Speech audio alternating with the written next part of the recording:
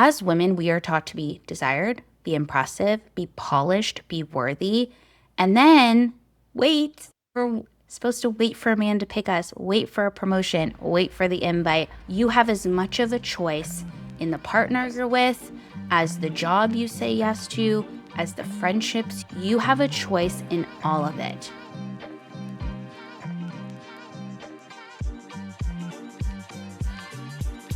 Hello, and welcome back to the EmpowerHER Podcast.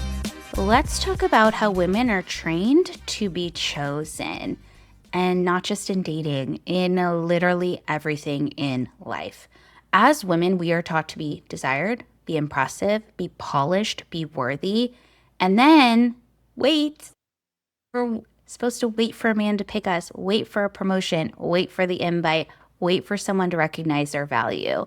From the time that we are little girls, literally still in the womb, we are taught to be chosen and not to choose or how to choose. And I felt this deeply. In relationships, I always wanted to be chosen. So I catered to men.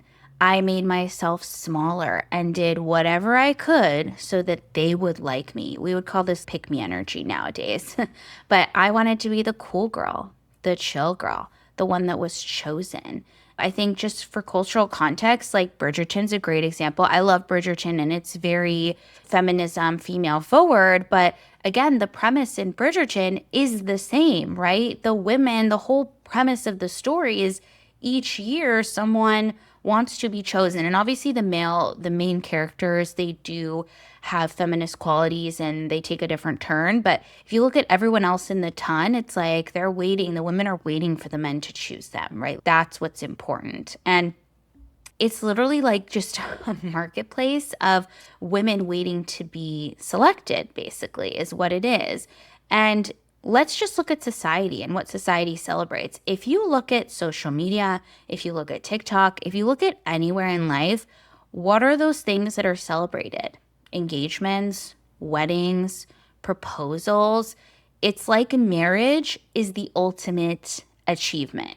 And the truth is, and I say this as someone who is married, I am married. Marriage is not an accomplishment. It's not an accomplishment. Marriage is a choice. But we treat being picked, we treat being chosen like a trophy. Culturally, this starts with women being rewarded for being desirable, for being agreeable, for being impressive enough to be selected, right? Like even if we're looking at society culturally, right? Women had to be a certain way if they wanted to be chosen, whether it's looks, whether it's a certain education, whether it's a certain social class, depending on culturally where you are. And it's always like, oh, he chose you, he picked you, you're so lucky. Even proposals, the man asked the woman. And that in and of itself shows us that it's the man choosing. Well, it shouldn't be, and it isn't, but it just shows us culturally that that's what's happening. And from a young age, like we haven't been told who will I choose. You know, when I was a kid, and I'm a fiery person, I always have been. I speak my truth. I'm an Aries with a Leo rising. Like I am not someone that, you know, lets things go. I'm not chill, but I'm also, I believe, a very good partner. And, you know, my family would joke. And back in the day, it felt like a joke, but now I see that it was harmful. And they didn't mean it harmfully, but they would say, I don't know what kind of man is going to put up with you, who's going to marry you, like all these things as if like I have to be a better version of myself to get chosen by a man, right? Instead of someone just accepting me for me and then me being able to also choose my partner, almost like I wouldn't have a choice because of my personality. And that creates this subtle energetic posture of waiting, positioning, performing, not leading. And this can lead women, and I see this across the board. This can lead women to picking men and being with men and staying with men that are not right for us and becoming a version of ourselves that we don't love. So how does this show up in our lives, right? It's not just in dating. This shows up in our careers, in our friendships, opportunities. This shows up in money. Women wait. They wait to be offered the promotion. We wait to be asked to speak. We wait to be invited to rooms. We wait to be recognized as leaders instead of saying, I want that. I'm going for that. I'm building that, right? And it's interesting because even if I just look at my own life in my career, never waited. Never waited. They told me I was going to have to wait. I needed a certain amount of years to move up and be manager. Didn't wait, did the thing, asked for what I wanted, negotiated, got promoted. But it's interesting because in relationships, I did want to be chosen. I absolutely wanted to be chosen.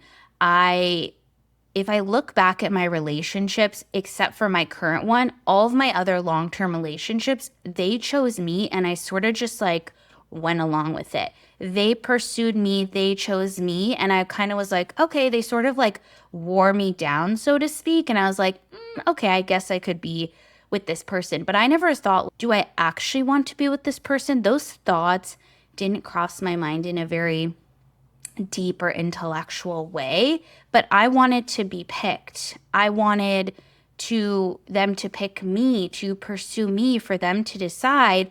And I didn't realize until I went to therapy and I did all of these things that I realized that this was a very deep conditioning that I had, that I wanted to be chosen instead of me choosing the right partner that worked for me. The thing is that waiting to be chosen often feels safe because if you're chosen, you're being validated. Someone picks you, right? So it confirms that you're worthy, that you're enough, that you're desirable. But the problem is when you wait to be chosen, you're giving away your leverage. You become reactive instead of directive. You let other people's decisions shape your life. And that's super disempowering. And again, not just in romantic relationships. This shows up in friendships, right? I had to learn that I needed to stop waiting for people to prioritize me, to show up how I wanted, to read my mind, right, in friendships. And I had to choose. And I chose the dynamic, the standard, myself. I had to speak up and I had to say, this is what I want in a friendship. Or I actually really like you. Let's hang out more to get to know each other and become friends, right? I always wanted to be chosen. And it still absolutely creeps up in my marriage as well, when we're talking about like intimate things with my partner or different things, like I still want to feel validated by him.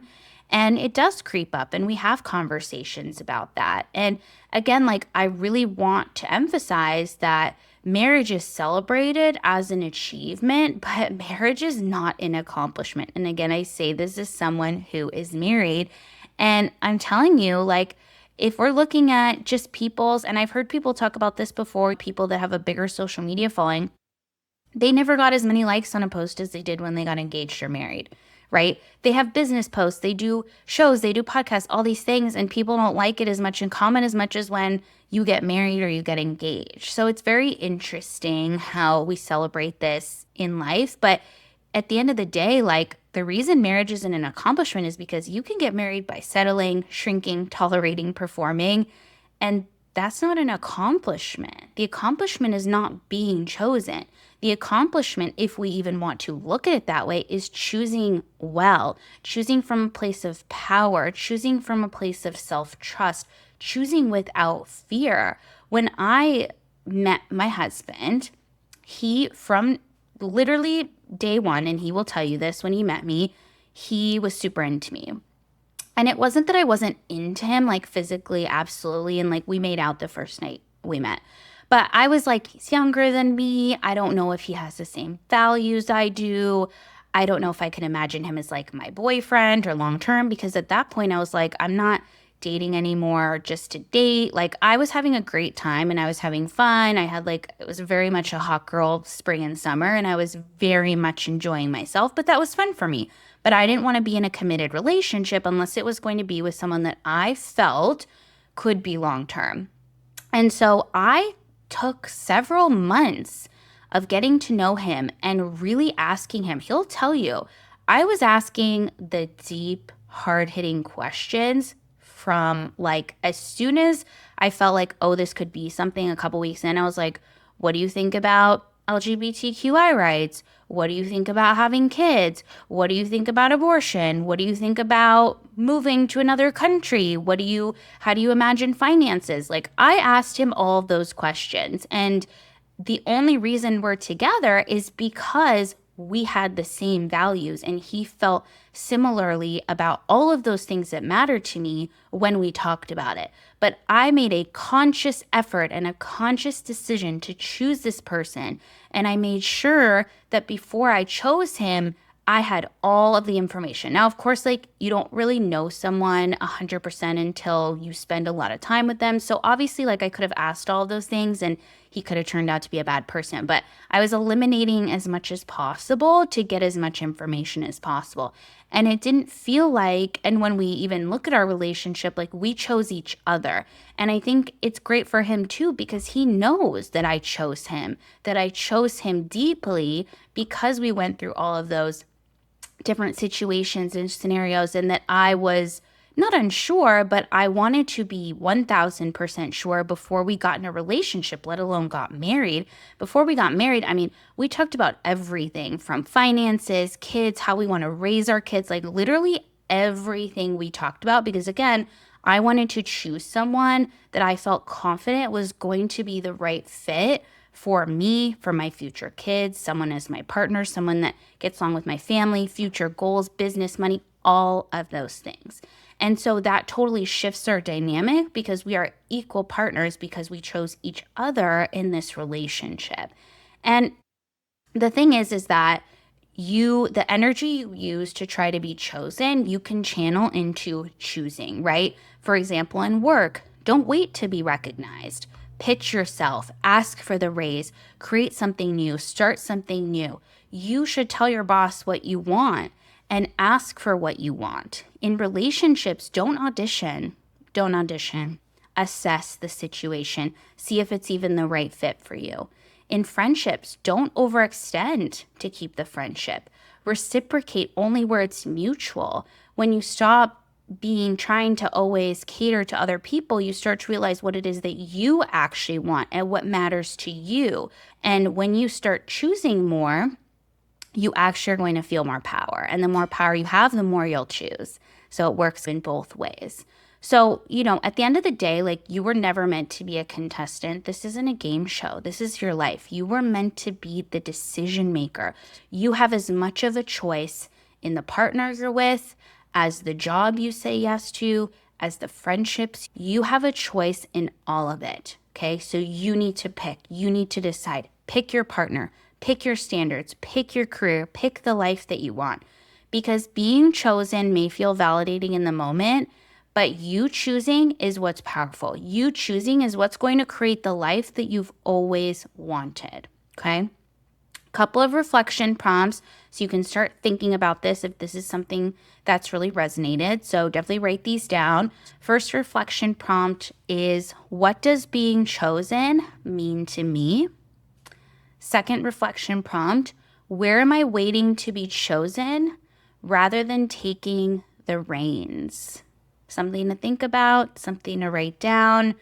Really get your wheels turning about any changes that can be made. Alrighty.